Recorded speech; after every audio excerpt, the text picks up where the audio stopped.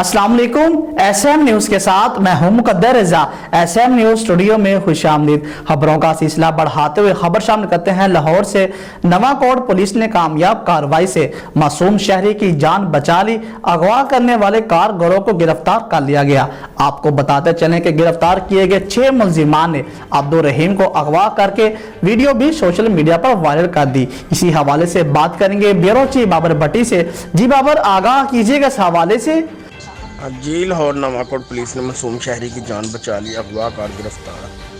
6 मुलजमान ने अब्दुल रहीम को अगवा करके वीडियो भी सोशल मीडिया पर वायरल की। एसपी इकबाल टोन ने एसडीपीओ नवाकोट मोहम्मद उमर फरूक की सरबराही में टीम तश्कील दी। एसएचओ नवाकोट सदीक भट्टा और उनकी टीम ने खुफिया इत्तला पर कामयाब कार्रवाई की। 62 मुलजमान को गिरफ्तार करके मुल्कों को बाजियाब करवाया गया। अगवाकारों में 4 मुलजमान रहमान फरूक, साद अहमद, मोहम्मद साद शामिल। फरार होने वाले 2 मुलजमान को भी जल्द गिरफ्तार कर लिया जाएगा। मुलजमान ने शहरी को अगवा किया, तशद्दुद किया और वीडियो सोशल मीडिया पर वायरल की। मुलजमान के कब्जा से पिस्टल, गोलियां भी बरामद।